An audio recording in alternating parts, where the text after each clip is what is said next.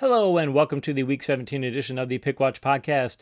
I'm Joyner, the football scientist. You may remember me from my 14-year stint with ESPN where I covered the NFL and fantasy football. I'm now on the independent path via my website, thefootballscientist.com, and I'm also doing a weekly pick'em article for Pickwatch.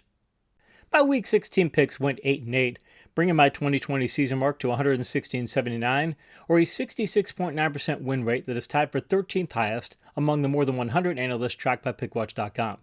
Here are my Week 17 picks. Each section details which team is predicted to win and provides a quick summary of why that selection was made. The picks also contain a confidence value for each selection based on a 1 to 10 scale, with 10 being the most confident and 1 being the least confident.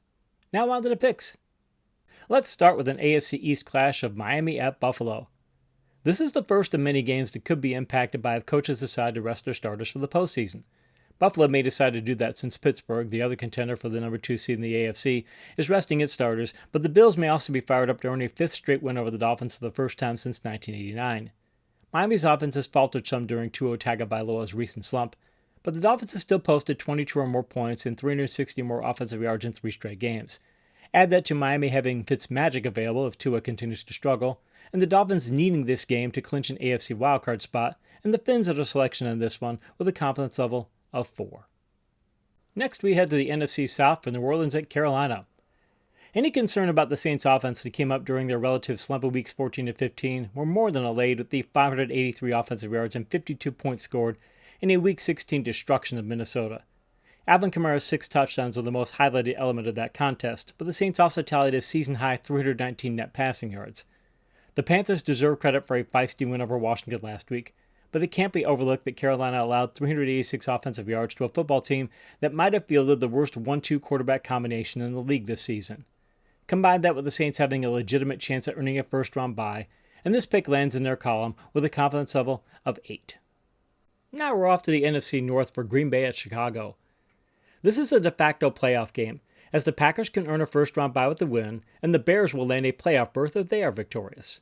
It should also be a very high-scoring contest, as Chicago has posted 30 or more points in each of the past 4 games, and the Packers have racked up 30 or more points in 5 of their past 6 matchups. Green Bay is also doing a fantastic job of protecting the football, as the green and gold have tallied only 1 giveaway since Week 11. Chicago counters that with a recent surge in takeaways, having generated 6 in the past 4 weeks. The Bears have home field advantage, but the Packers have Aaron Rodgers, whose phenomenal 44-5 touchdown-to-interception ratio almost assures he will be the 2020 NFL MVP. So Green Bay is the go-to option here with a confidence level of 6. Now let's head to the AFC North for Baltimore at Cincinnati. The Ravens are once again proving that elite power rushing can win games, as Baltimore has won its last 4 contests in large part due to gaining 933 yards on the ground in that span.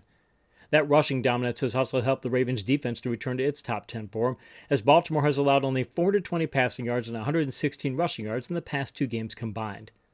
Cincinnati deserves a ton of credit for tallying 64 points in back-to-back wins over the Steelers and Texans, but allowing 166 rushing yards to Houston is a bad omen for the Bengals. Add that to Baltimore needing this game to land an AFC wildcard berth, and the Ravens are the easy selection in this one with a confidence level of 8.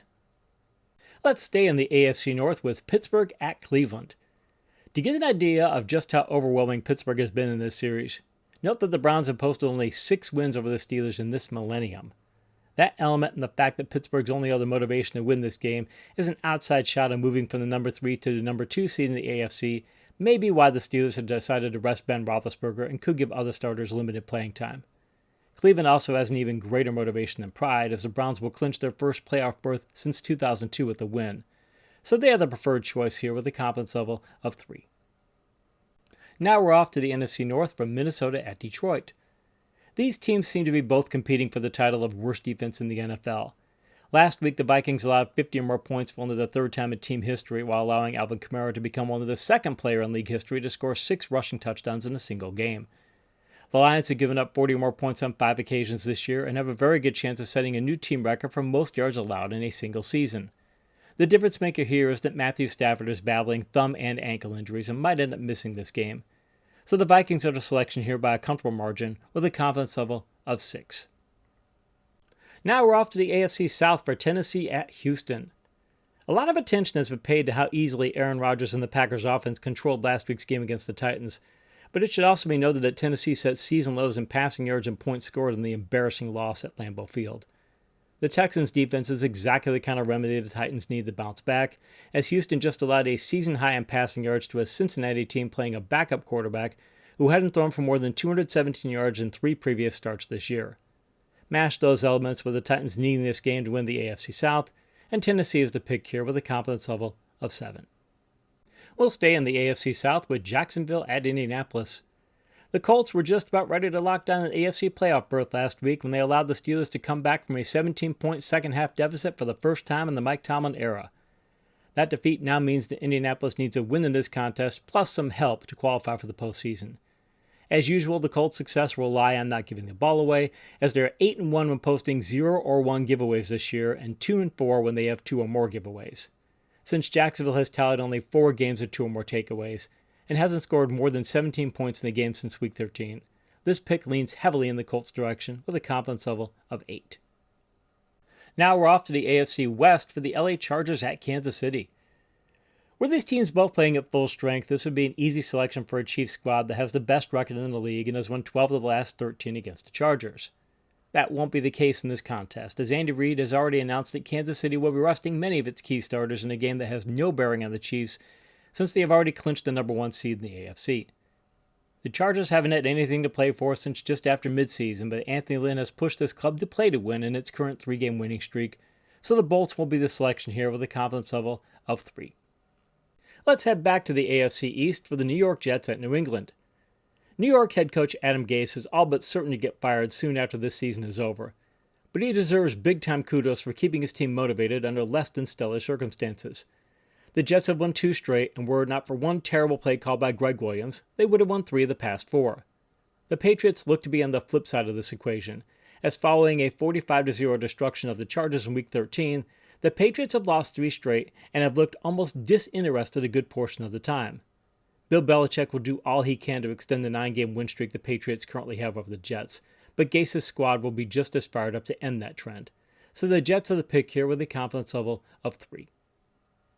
Next up is a very important NFC East matchup of Dallas at the New York Giants.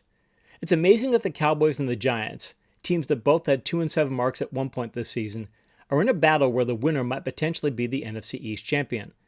The main factor that's vaulted Dallas here is a defense that's racked up 10 turnovers in its current 3-game win streak, but the offense also deserves more than its share of credit for the Cowboys having scored 30 or more points in each of those contests. The Giants are moving in the opposite direction, as they've lost 3 straight and have tallied only 1 takeaway and a meager 26 points in that span. It's tough to imagine many scenarios where these divergent trends both switch, so Dallas is the choice here with a confidence level of 7. Let's stay in the NFC East with Washington at Philadelphia. Washington was on track to win the NFC East title, but they have now lost 2 straight primarily due to abysmal quarterback play that led to 6 giveaways and only 28 points scored in those contests. It's possible that this issue will be resolved with the return of Alex Smith to the lineup. But even if Smith is able to play through his calf injury, he could face constant pressure from an Eagles defense that has excelled in that area for most of the season. Washington's pass defense has played at a shutdown level of late, but the football team has allowed 294 rushing yards over the past 2 games. That's an unfortunate weakness against an Eagles offense that has racked up 5 out of 14 rushing yards in the 3 games that Jalen Hurts has started. So this one lands in Philadelphia's column with a confidence level of 4. Now we're back to the NFC South for Atlanta at Tampa Bay. The Bucs are hitting their stride at the right time, as Tampa Bay has now posted 3 straight victories following their Week 13 bye, the latest of which was a 47-7 obliteration of Detroit.